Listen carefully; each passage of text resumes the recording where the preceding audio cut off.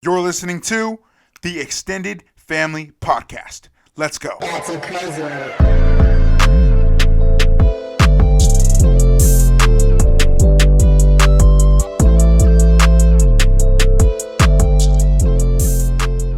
Hey, what's up, guys? It's Ricky Delgado Martinez back with episode 2 of the Extended Family Podcast. I hope you guys are doing good, man. I hope you guys had a productive week last week, and I hope you guys had a great 4th of July weekend.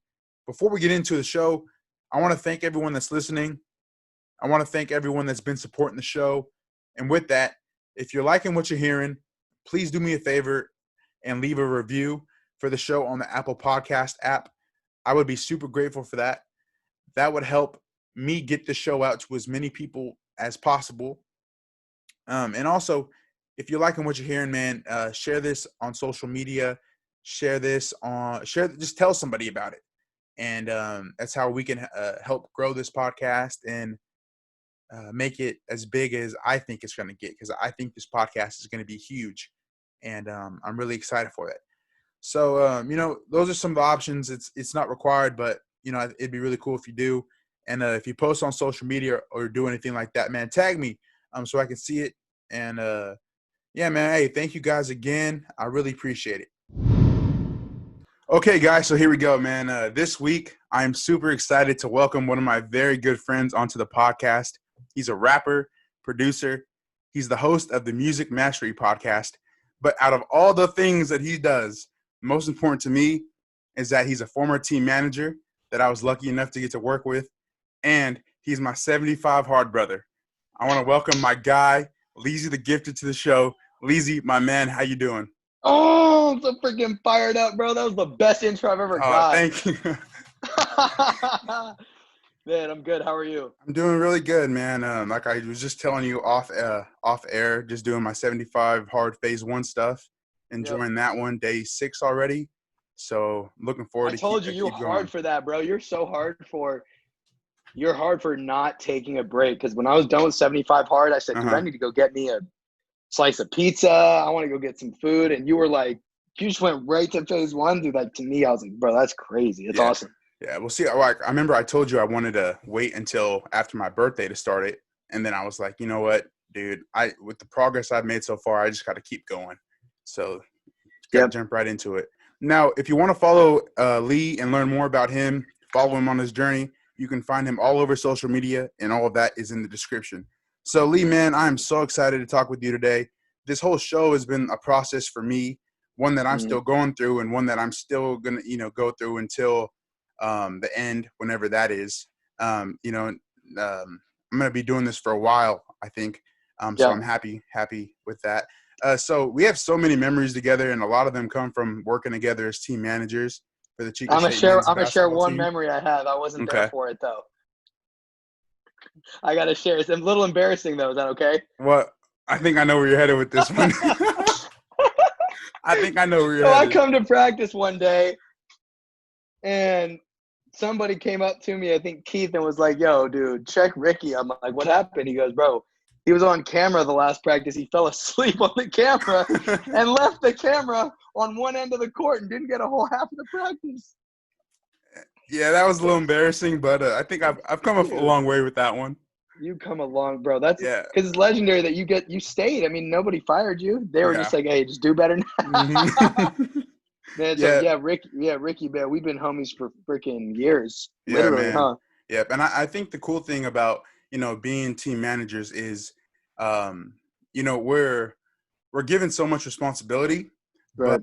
But it's responsibility that a lot of people don't realize. They kind of take it for granted, especially if like you're not on the team, if you're just going to the games and you're seeing it. Right. So I kind of just wanted you to talk about your experience a little bit, kind of like what you did, and that kind of goes into what I'm still doing with the team, and just like a rundown of the daily things that we did, and then how on game nights, I think we have the best seat in the house. So if you can kind of give your rundown of what a team manager is. Yeah, so I mean, the thing about being a team manager that people don't get is you're doing a bunch of menial labor, and you're doing stuff that you're doing it taught me a lot because you're doing stuff that isn't the most proud tasks. You're grabbing towels, putting them under a freaking water fountain, squeezing them out, wrapping them around the damn broom, and mopping. Can I curse on this podcast or no? Yeah, you can. You're going to mop the fucking floor up for at least 30 minutes before Yeah. the practice starts. Till those scrubs on the team have to dirty it up again. And, you grab the clock, you grab the clipboards. But the thing about it is, what I learned, what the lesson I got out of it that I think a lot of people need to understand is that the most successful people in life start out doing stuff that they're not like, they find pride in things that most people wouldn't find pride in. So although it sounds like not great, I was trying to communicate a point. I went in every day proud to do that job. I went in every day happy to be a part of that organization. I never, ever was miserable mopping that floor. I would put my earphones, listen to some music, and I would just do my thing. And I enjoyed being a part of something. And, I remember the first day that I got, you could say, introduced to the program was when I went to, I went into the gym and I was looking for, I didn't know where the office was, and I saw dudes hooping. Assumed it was the team, that they had an open gym, and they welcomed me in. Like, one of the dudes, his name's Jordan Barton, JB. He welcomed me in and introduced me to dudes and was like excited to like meet me, which I was like not expecting, that showed me culture. And then when I went into the actual office to meet the coaches, there was just that sense of pride. And I said, man, it's crazy. People don't think about Division II, and people don't think about Chico State. Chico's that farm town. Is that party school that in the 80s Playboy said was the #1 party school? But no, it's Coach Klink. He builds a culture, Definitely. at least he tries his best. And so me being that manager, you being that manager, we're doing these jobs that might not feel like, they don't look glamorous, but they're important. And it's the same thing with the overall culture of the Chico State basketball team. A lot of people don't pay any mind to Division II. A lot of people don't pay any mind to Chico State. But if you know that it's still important to build that culture, and it's still important to like have leadership. So even though I was a manager, when I went into it thinking like the players are above me. Like, that's what I thought going into it. I didn't have the same confidence and pride I had later. But then I started to realize, dude, nobody's really above anybody. Like, we're all in this together. And like, they help me as much as I help them. You know what I mean? Yeah. No, I totally understand that.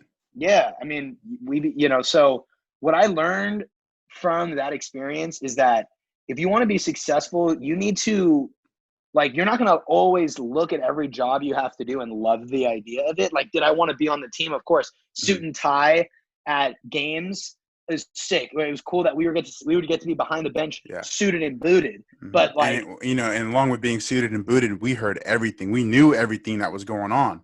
So, and that was, just an added bonus to all that. Yeah. But that's the stuff that people see, that people go, oh, the team managers look sick. They're suited and booted. But dude, but you don't see me with a wet, dirty ass towel every practice. With getting there an hour, an hour before.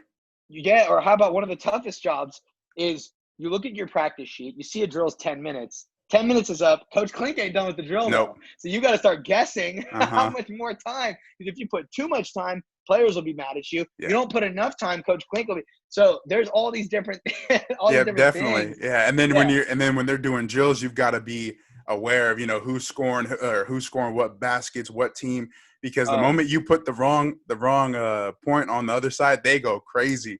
And it's like, hey guys, I got it, I got you. Like, don't worry.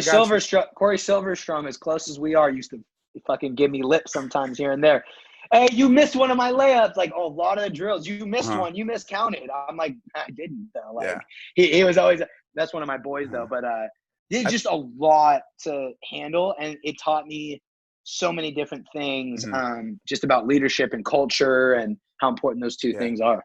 And I think kind of going off with what you said with your relationship with Corey is, I have that same relationship you had with him, and then, pretty much every other guy that has been through the program that I've gotten to work with.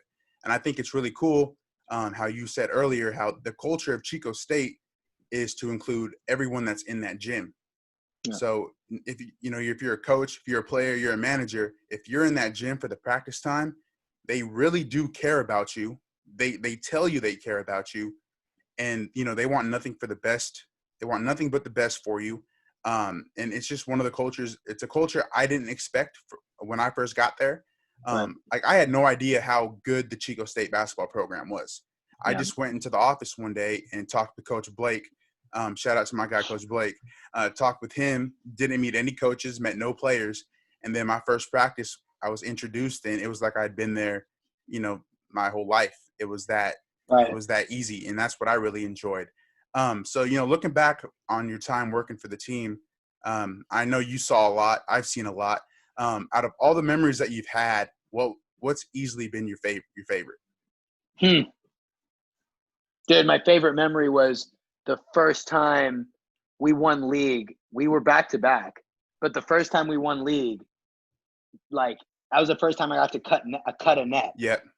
And I don't know if you were there. That was I got to do it my freshman year, which was the back-to-back. Yeah. Part. So I think this was my first year. You probably were a senior in high school, I guess. Yeah, I was. Yeah. So that's one of the dopest memories is getting to cut the net, winning league. But dude, I honestly, in the banquets were incredible, but I honestly will never forget my first going into the open gym and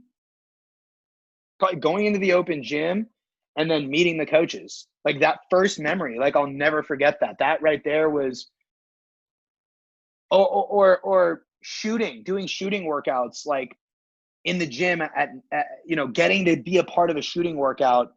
Coach Gabe would hit me up and be like, come to the workout. Like that was dope. Or I think getting to hear Coach Blake's stories before games. Like, those Blake are awesome. Killed it with the stories, bro. Like, yeah. So I don't do. I have a lot, and then, preaching the good word with Tone.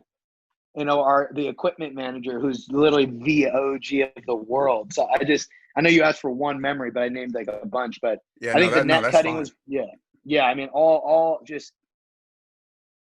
of that, man. All that was. Oh, actually, one more too was when Jalen McFerrin hit a half court. Oh, that was my first. beater. That was my first game in Acker. That was my very first game in Acker. Yep, that was awesome. I mean, I'd never seen anything like that ever. A half court buzzer beater net, and I just was like, "Whoa!" Like I watched the whole, didn't miss it. Like, yeah, dude, that was crazy. Yeah, man, that was incredible. So let's switch gears here. All right. So when I first told you that I wanted to create a podcast, you were nothing but supportive. You've still been nothing but supportive of what I've been trying to do. You've given me a lot of advice, answer all my questions, and I have a lot of questions. Sure, good. You've been you've been someone that I can lean on with everything when it comes to the show. So I really just wanted to say thank you for that. And podcasting has been something that you've been doing for quite some time now. Right. You're the host of the Music Mastery podcast, but that show wasn't your first. Your first podcast was called Big Talk with Leezy, and now it's changed to the Music Mastery podcast. Yeah. What made you want to get into podcasting? So that's a good question. That's a great question. Yeah. I mean, what made me want to get into it was for people listening who don't quite know me yet, I'm huge on social media. Like I'm a rapper and music producer, and I'm like really big on social media content. And I believe anybody could start a personal brand no matter what they do. And the reason I got into podcasting was I started listening to podcasts. And I don't remember my first podcast that I listened to, but I just got really into them. And I'm like super into podcasts now. I listen to podcasts more than I listen to music. Yeah. And I'm a musician. So podcasts have just completely changed my whole life. And it's just an amazing medium to reach people. And, what really inspired the idea was even before I was listening to podcasts, when I was a kid, when I was in high school, when I would have conversations with my friends, like in high school, the conversations I had with my friends shaped my life because I was learning from people, from different backgrounds. And I would literally learn. I felt like I learned about so much psychology in the world while talking to my friends. And so I said, man, if anybody ever recorded these conversations, this would just be audio gold. And I said, one day I'll do that. One day I'll have something like that. And then I learned about podcasts. And my friend Gabe, shout out to Gabe, he said, hey, have you heard of this thing called Anchor? You can upload audio files to it as a podcast and it'll go out to iTunes and like Spotify and all that. I'm like, oh, cool. So I started doing it and it was easy. And then that's what got me into it, was just knowing that I've always wanted it. And I feel like, you know, honestly, like I know my strengths and weaknesses. I am also good on camera. If I wanted to, I could just do videos a lot. I don't really like writing. So blogging isn't really my thing, but you know, podcasting is just basically a way for me to have conversations with people, and I can talk to myself, which I do all the time anyway. And I was like, well, if I just record myself talking to myself, like I could get paid to record myself talking to myself at my house or wherever I want. So kind of seemed video, like the reason I don't do a lot more on YouTube is only because I hate the editing process and transferring files and cutting things up, and it's so difficult. Podcasting is so easy for me. So yeah, and I wanted to reach people, man. I want to reach people. I want to inspire people. I want to give people a platform to, you know, say, hey, like, because I feel like a lot of the podcasts I listen to are from really successful people, which is, I want to hear that, but I rarely, I don't even think I've gotten one yet, but I rarely hear a podcast of somebody who's at my level or somebody who just relates to me, vlog style kind of documentation. I never get that. All our podcasts are like somebody way above me talking to me. But I wanted to give a podcast, Music Mastery, where it's like, no, this is me doing it right now. And you're probably in the same boat as me. I'm not trying to be above anyone. I want to show people that this is where I'm at. And like when I make that next level up, that next jump, you'll have been there, and you can even track the progress if you go back to binge my podcasts. So that's kind of my whole reasoning for podcasting.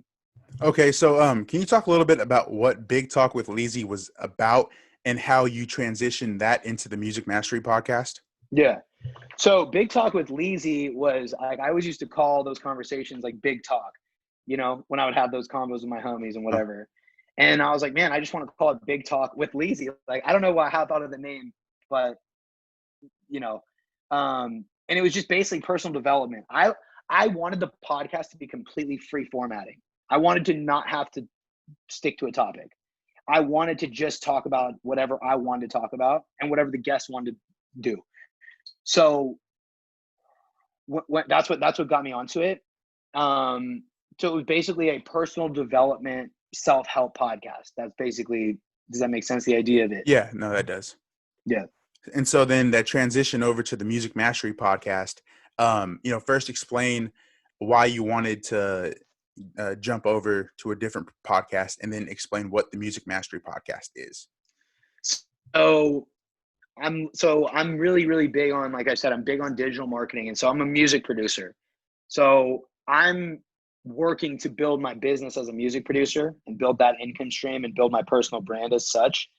So I dive a lot into reading and video courses and such like that. So I'm really into a guy named Russell Brunson, and he runs a company called ClickFunnels, which you should look up. And so he has a bunch of books. I've read 2 of them. And his 3rd book is called Traffic Secrets. And the book is all about how to get more traffic to your sales funnels and how to basically like build your audience in an ever-changing world. So it's foundational stuff. So one of the things he said in there, though, was your publishing strategy. He said you need to pick one of the 3 mediums. It's writing, audio, or video. Those are the 3 mediums: blogging, podcast, or video. Okay. You need to pick one, and you need to do a new piece of content every day for 365 days in a row. This is what he said word for word. If you publish a new piece of content every single day, you will never have money problems. And I heard that and I was like, well, I don't want money problems. So I'm going to do exactly what he just said. And I said, well, I already have a pod. I don't write. I don't like writing that much. I write lyrics, but I don't want to write blog. And YouTube, I said, YouTube, like I said, it's just too hard to try and do YouTube every day with editing and uploading and all that stuff. So I said, I'm just going to keep doing the pod. But because I'm a music producer, I wanted to niche down. I basically wanted to take my own advice. So I wanted to niche down and make sure that it's way more catered to my ideal customer, right? Because I think it's important to build a brand, but I also think that building a brand is interpreted the wrong way by a lot of people. I think a lot of people just want to build an audience.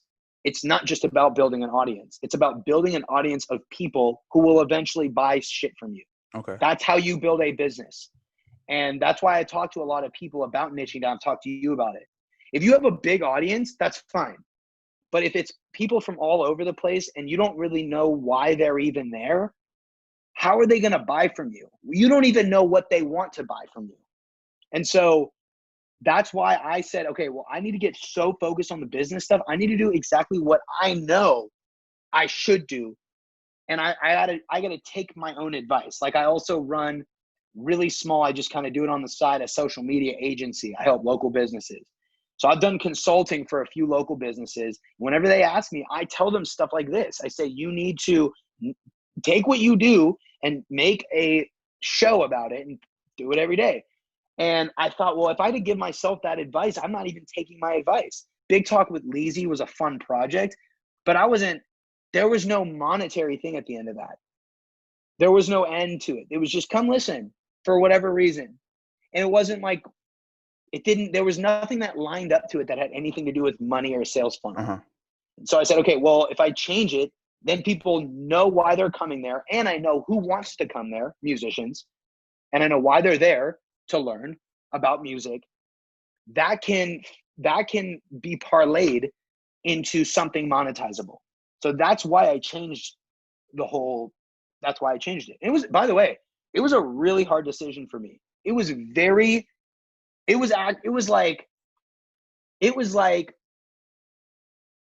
like graduating from college. When you graduate, it's sad, but you're also excited and happy. Mm-hmm. But it's sad. That's how I felt when I let go of Big Talk with Leezy, because I love that pod. And I actually still like that format way more than what I'm doing right now. Mm-hmm. I'm not doing what I'm doing right now because it's what I wanted. I'm doing this right now because I know it's the best thing to do. But what I just want to talk. I don't always want to focus on music. And so I heard that piece of advice from Russell Brunson, and 3 days later, boom, I'm on it. Like a lot of people would have heard that and they wouldn't make that decision for another year or 2 years or would never do it. I said, I got to do this. I just need to know, am I going to do a YouTube show or am I going to do podcasting? 3 days later, I did. So, the reason I started it was because I want to build my business and not just build a brand, because building a brand, if you're just an entertainer, you're going to have a really hard time trying to monetize your brand, and because I've seen it. But if you're a guy or girl who's just like, I know what I'm doing, I'm focused, my brand is focused, I'm here for a specific reason, it's so much easier to monetize. They say the riches are in the niches. And so that's why I did it. That's a really long answer, but I just wanted to make sure. No, that was awesome. So, and I'll even say, even though it's the Music Mastery podcast, you talk about a lot of real life stuff too. Right. And I think your past maybe 5 episodes have just been a lot of real stuff that, Right. that you've been going through. So, I'll just put it out there. I think, if you like listening to podcasts, definitely go and check this podcast out, because even though it's called the Music Mastery Podcast, it's not all music. Right. And, so I guess why do you still, if it's about, the Music Mastery Podcast about music, why do you still think it's important for you to sometimes throw in like that real life stuff that goes in? Dude, try putting out a new piece of content every single day. You're going to be like, dude, I will reach for anything. Uh-huh. Because it's like, when you have to do it every day, it's very different. I look back and go, I don't regret it, but I look back and go, God, if I did video content, it would be conceptually easier, because all I'd have to do is turn on the camera and make beats and I would be literally done. I could do that. That'd be but I hate editing videos and I hate uploading and dealing with that. So the reason I still talk about real life stuff, many reasons. One, like I said, because when you're doing something new every day, dude, you just got to find, well, what's the easiest thing? What's a quick tidbit I can talk about? Number two, because I don't want to just talk about music, because I don't even make music every day, and I don't want to make music every day. And I have other parts of my life that are not music that I don't want to be unseen. The other thing is, I understand that when you're building a brand, what does that mean to build a brand? Build a brand, you know, branding is literally the visual representation of a message, you know, like a logo or whatever, your colors, the aesthetic. That's what a brand is, the branding. But the actual other part of branding is what's the message associated with it. And I know that talking about really who I am and really what I'm going through, and like just literally, like if you listen to my pod, you'll probably know more about me, will make people like me more and connect with me more and want to buy from me more. I know all the people I've ever bought from, I liked them. Like Russell Brunson. Before I ever bought anything from him, I watched his videos, right? Andy Who's another Frisella. guy? Yeah, I mean, dude, and I've never bought anything from Andy Frisella yet. I've not bought a thing from him yet. I tried to buy the 75 hard book. It was already sold out, but I haven't bought a thing from Andy yet. I don't think. Yeah, no, I haven't bought anything from him, but he doesn't put out that too much stuff to be monetized. I mean, he has First Form, but I don't really want to do supplements and all that. I'd rather just keep everything clean. That's just me. But just anybody who I've ever bought from Grant Cardone, I bought his ebook. Jocko Willink, I have 2 of his books that I bought. And it's because I liked Tim Grover. I fell in love with that dude's message. When I listened to him on Andy's pod, I bought his book. It was a no-brainer to buy his book. So it's about really like, you buy from people who don't really sell you. You buy from people who, yeah, they're selling you, but they're more just talking about what they do. And you're so into them that you're like, dude, I want to give them my money. They just slip the offer in there. So that's kind of why I do that. Okay, sweet. So, you know, kind of how you said, like, there's a lot of people, you know, that you would like to see create podcasts that are more on your level. And I'm the same way. I think I have a lot of friends that I think should be making podcasts just because I want to hear what they have to say. What they have to say is important to me. And I think it's something anyone can do. I mean, look at me, I'm doing it. So I have my own advice for, you know, for people, but if you had to give your own piece of advice of why someone needs to start making a podcast, but they just haven't acted on it, if you could give them some advice, what would that be?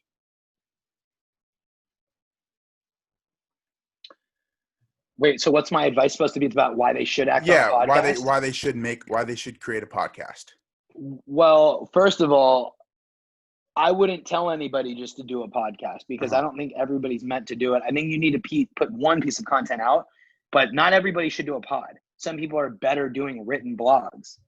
I'm actually really more fit to be on camera, but I'm doing a podcast because it's a little easier for me. But if you're meant to be on camera, you should be on camera if you can. Like, you need to pick the medium that's best for you. But why I like to advocate for podcasting from the creator standpoint, there's pros and cons. The pros, it's super easy. All you have to do is talk. You can talk for 5 to 10 to 15 minutes. You can talk longer. You can interview people. Audio files are smaller than video files. You can monetize your podcast really quickly. Podcasts are also a medium that's easily consumable. When people are driving in the car, they're not going to put a video on. You can't do that. You can't watch a video while you're driving. When people are running or walking, they're not going to sit and watch a video while they're running or walking. Some people do that on the bike or the Stairmaster or whatever, but it's rare. People are listening. And so that's why I advocate for that. It's a new way. For just a driving thing. I mean, you imagine how long people are commuting. People commute 1 to 3 hours a day, if not more. So when you can be that person to be in the car with them, that's a huge deal. So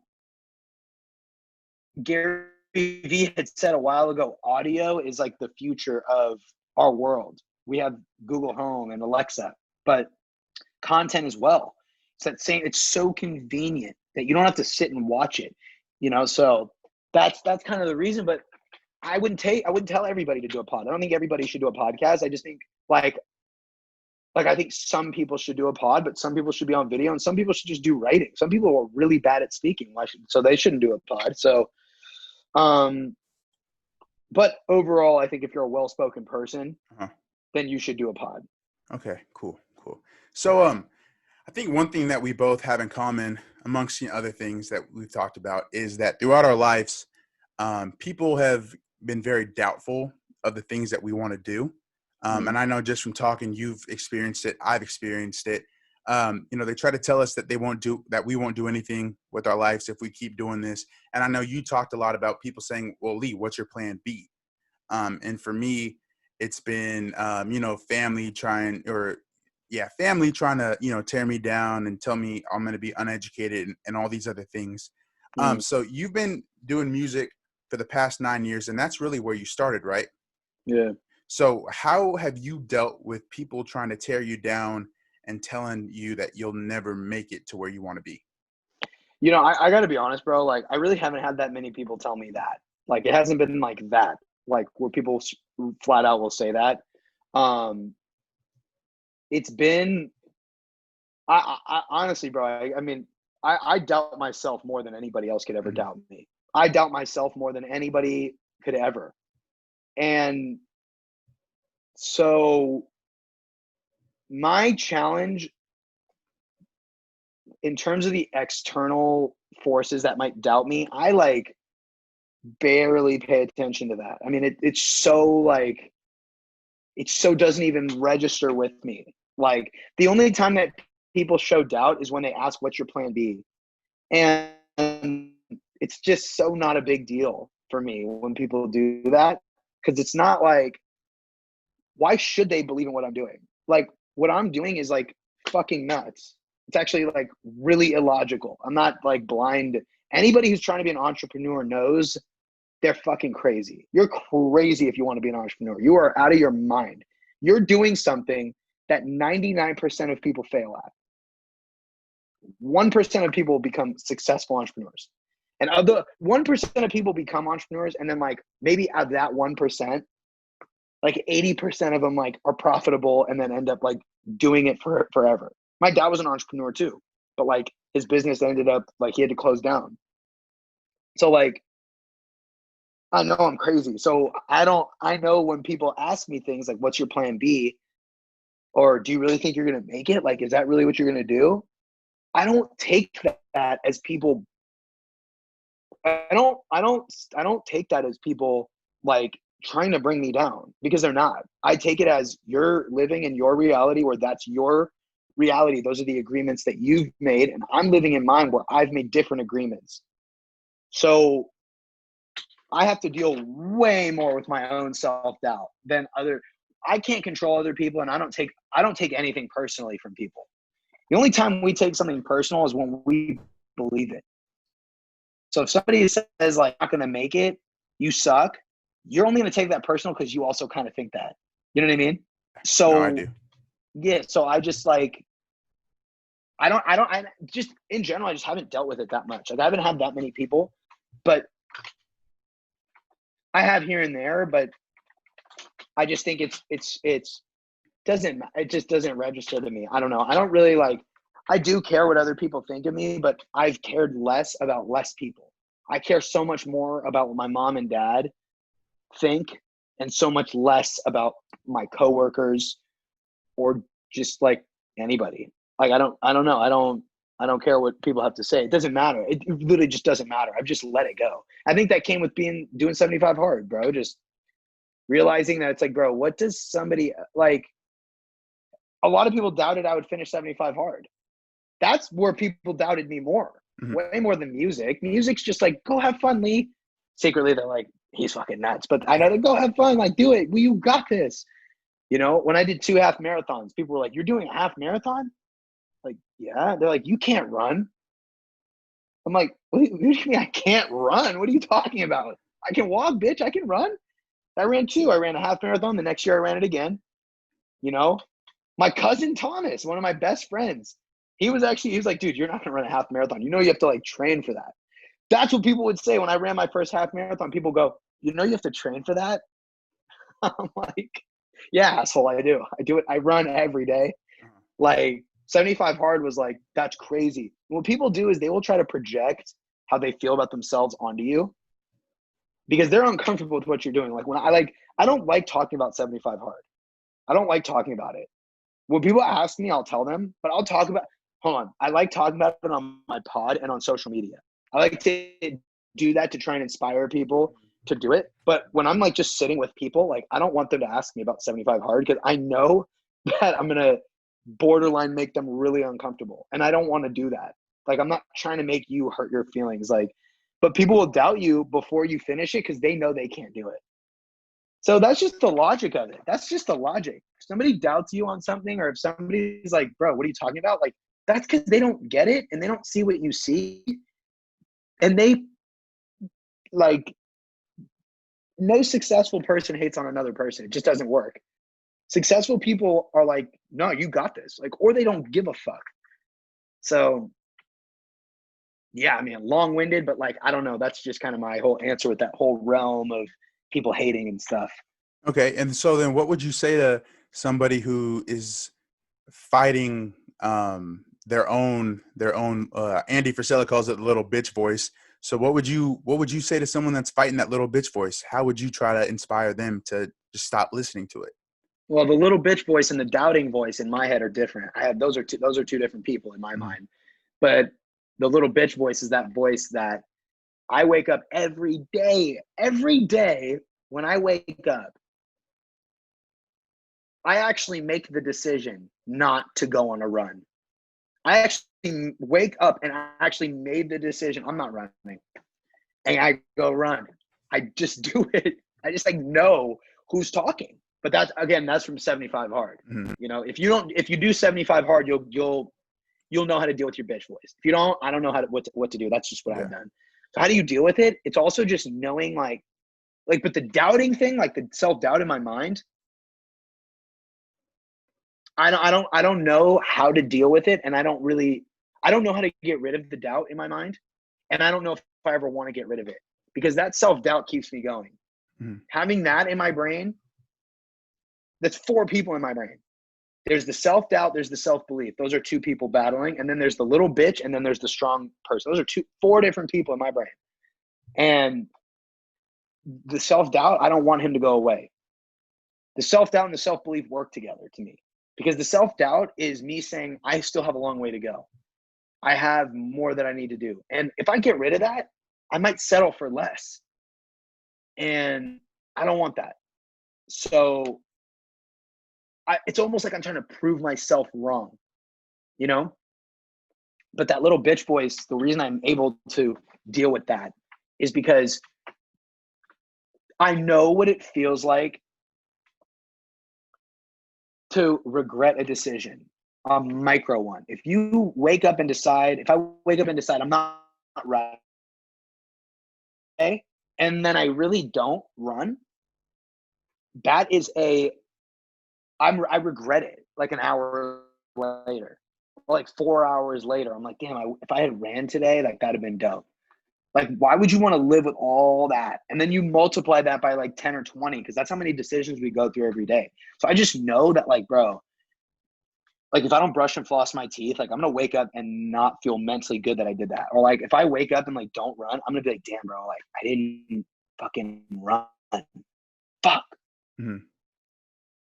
Just that feeling of regret, the self-doubt, I can deal with that. I accept that because I know that it's going to take me further. That feeling of regret, that doesn't take me further. That feeling of regret is like, nah. So, yeah. All right. So Lee, why do you think this is a good time right now for people who are at home, not really doing much, to start creating that brand that they've always wanted to create, or they want to start doing things that they've always wanted to do. They just haven't done it. Yeah, it's a great question. I mean, like with lockdown, coronavirus, all that, like, here's the thing.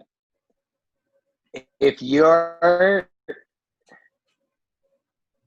have it and you don't have a family member who has it, then what are we tripping about exactly? You know what I mean? I don't really know. Why are we tripping? Like, because we can't hang out with our friends, because we can't go out to eat, like, because we can't go have sex with strangers. Like, what are we like tripping about here? Like, what's the problem? Fucking lock down, get good at what you need to be good at, and become a better person. Like, I don't understand. And the other thing too is like, dude, it's literally always a good time. Look, here's the thing. You're either looking for a reason to do it or you're looking for excuses why you're not. So like, I could talk all about why the coronavirus is a great time to start doing something, but like, dude, it wouldn't fucking matter. You're either looking for excuses not to, or you're looking for reasons to do it. And so I can't talk to the people who are looking for excuses not to do something. I can't talk to those people, and I don't want to talk to those people. They're not listening to this. Right now is the best time because you don't have shit else to do. I mean, unless you're working. If you have a job and like, but no matter what going on, I can guarantee your commute at the very least is gone. Most people, some people still have to drive to work, but a lot of people, if you had a job, you just lost the commute time. You gained it back. So you have more time in that regard. You also don't have to worry about really getting dressed. I mean, you can just like work in your PJs all day. Like people who have school, like I said, bro, if you have a reason to, if you have a reason to do it, you'll do it. If you have an excuse why you won't, you won't. Fuck it. You know what I mean? So why is right now the best time to do it, bro? Because you have way more time and you don't have to go see anybody. You don't have to hang out with anybody. You don't have pressure of the outside world to like be around people if you don't want to, because you can't. So, you know, I just think like, but it's always a good time to start a personal brand. You're always late to the party. Like you'll always be late to the party. Think of it like that. You will always be late to the party. So why not just better late than never? Show up at least. Like, so yeah, I mean, I don't know what else to say. Yeah, no, that's really good. That makes a lot of sense. And I don't know if you read this book, but it's called The 10 Times Rule by Grant Cardone. Have you read that one? The 10x rule, bro. 10x rule. I I'm said listening to 10 the times. audio. Yeah. No, whatever. The Yeah, same no. shit. Yeah, 10 times no. 10x. Yeah. Yeah, I'm listening to the audio book. Yeah, no, I I'm like listening to that the book a audio lot. book, and you read it? Yeah, I've read it. It was one of my books I read, and I liked how it talked. It was really straight to the point, which I liked, and it helped me a lot with deciding to make this podcast and what I wanted this podcast to do, who I wanted to reach out to be on the podcast. And I liked it because it kind of said, to stop being average, stop doing average shit. And I think that's really important for people to realize. So I got to ask you, man, why don't you want to be average? Why? What makes you want to be great? What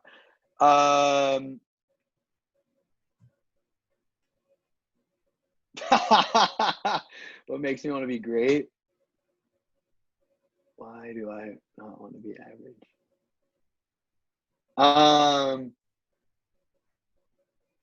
When it comes to being great, I just feel like I'm one of the chosen people that's chosen to be great. I mean, I feel like it's my destiny. I feel like it's my duty and my obligation to be great because I think I'm one of the ones.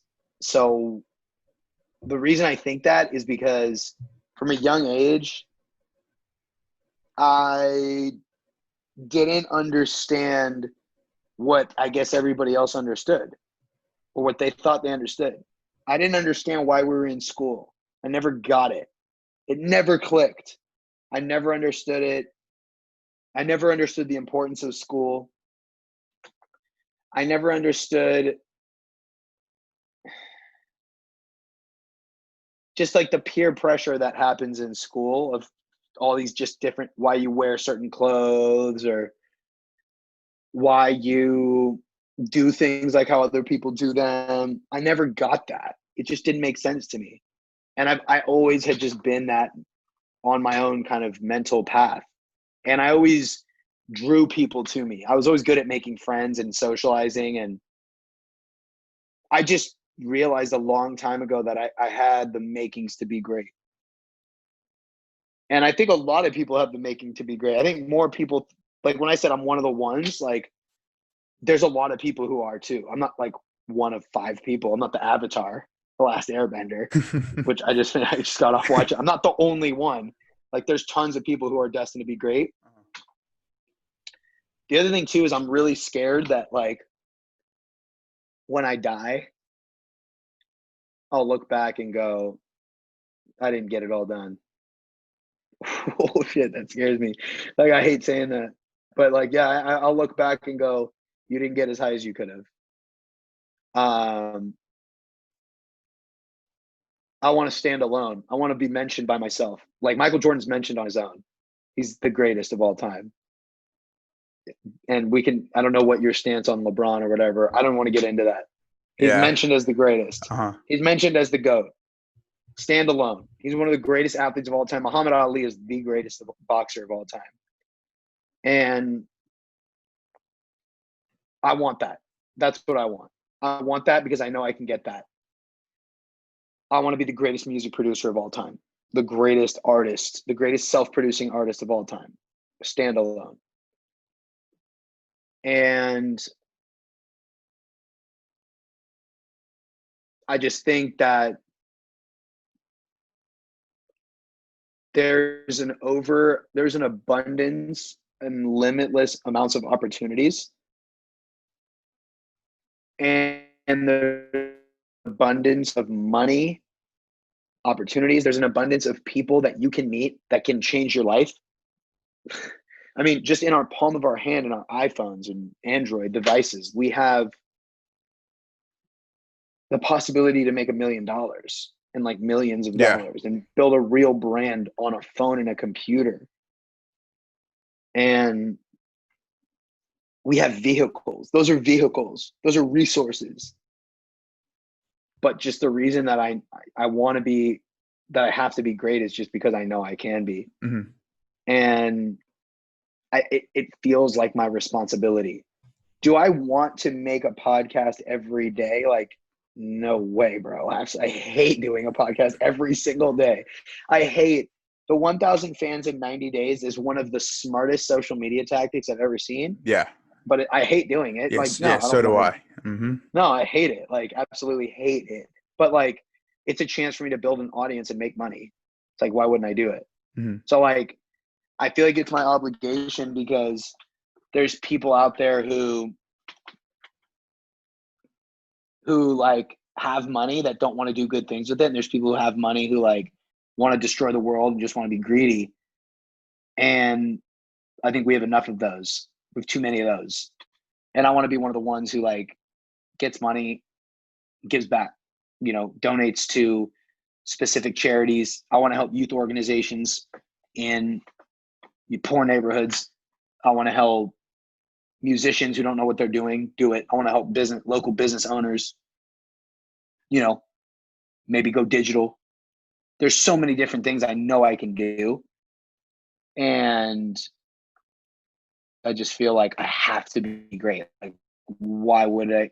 Like, I can't, dude, being average, like, I would just kill myself. Like, I'd rather kill myself than be average. Like, I literally would. Because if I ever just decided I'm done, I'm settling for less, I'm just going to cruise through the rest of my life, dude, you could fucking kill me.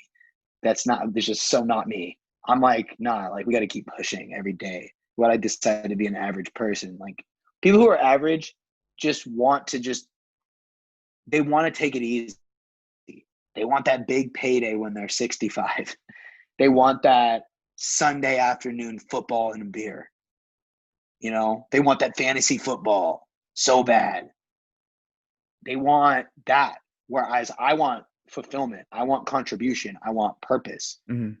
I want a jet and a Rolls Royce and to live on the beach. I don't want to wish for shit the rest of my life. I want to have it. Mm-hmm. So fuck being average. I like that. So I think you kind of just answered that, but I think I'm going to try to do this on all my podcasts with any guest that I have. I want to ask you and go in, you know, if you want to repeat what you just said, go for it. It was awesome. But what's your end goal when you're done with everything? You know, and who knows, and knowing you'll never be done with anything. You're going to keep working. Right.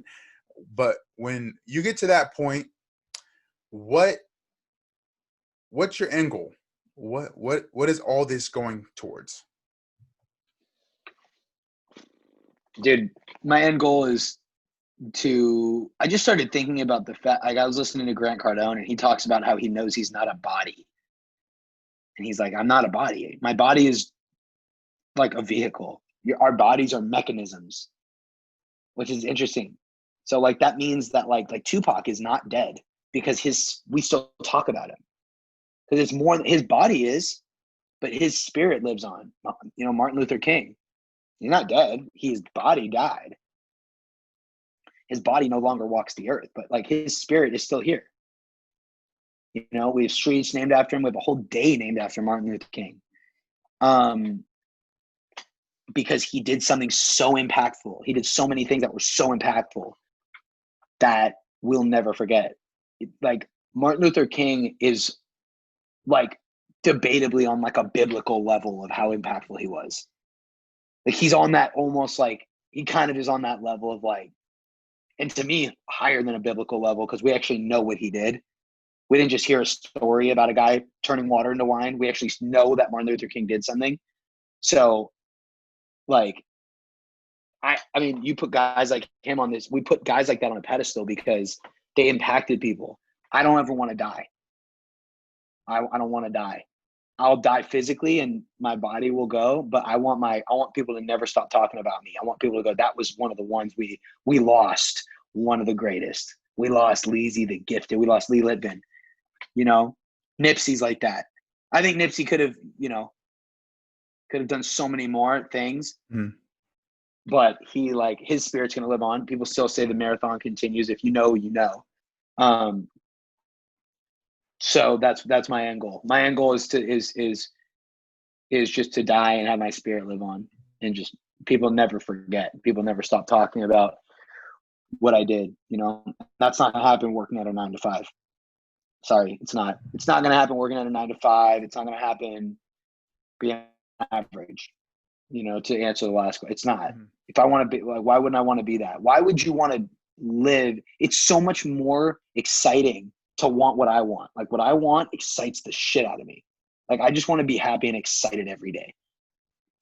Why would you want to like, you're literally just like cool with taking every Sunday off for the rest of your life to drink beer and watch football or whatever. And like, you're literally okay with it. It just doesn't, you're okay with playing Madden, but in your head, knowing you can do more, knowing you shouldn't be playing Madden, but you do it anyway. You're okay with that? Like, you really are? Like, it's so weird. It's so weird. I'm not saying you shouldn't take a day off here and there. I'm just saying, like, you're cool with just consistently living that life where you could be one of the greatest of all time. And so that's my end goal. Sweet. Awesome.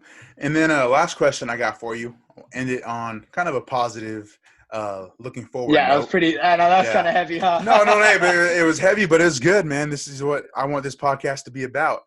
So the second question I have for you, when all this COVID shit, when all of it is over, what is one thing that you're looking forward to being able to get to do? I'm going to book a show. I'm going to book a show and fucking rock this fucking stage. When they open shows back up, which I don't know when that's going to happen, but needs to happen soon. Yeah, I'm going to book a show and fucking kill it.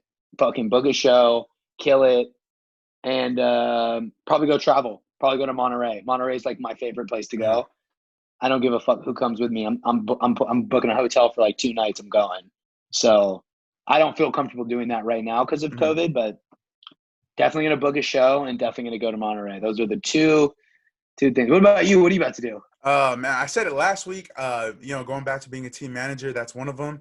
But at least for me, I'm a big movie guy. I love movies. So I can't wait to go back to a movie theater. I've been missing that. Me too. Missing that a lot. I want to go to the movies. Yeah. Hell yeah. Yeah, I've been I didn't even give a shit about the movies. Now I do though. Dude. Yeah, man. Absolutely, bro. Yeah. But hey, man, thank you so much for coming on the show. You know, I appreciate it. I can't wait to do this again. Yeah, hey, dude, it was an honor to be here, man. You're one of the best interviewers I've ever had, man. I loved this interview. I loved it. I had so much fun, bro. Yeah. That's good. I had a lot of fun too, just listening to everything. And, that's what this whole podcast is about. It's listening to other people and what they've been through. So, hey, thank you very much, man. Yeah. No, thank you so much, brother. Keep doing what you're doing, man. Yeah, you Can't wait too. to hear when this goes Yep. live. All right, guys. Thank you so much for listening to episode 2 of the Extended Family Podcast. I hope you guys were able to take something away from the show. It doesn't matter how big or how small. If you like what you heard, please remember to give this podcast a review on the Apple Podcast app, share this on social media, or tell a friend about it. That way we can grow. I'm going to be back Wednesday, July 8th. I know it's a quick turnaround, but Wednesday is a very important day for me. That's why I'm going to release something then. But don't worry, it's going to be short, sweet, to the point. So see you guys Wednesday for episode 3. Until then, keep working. That's a closer.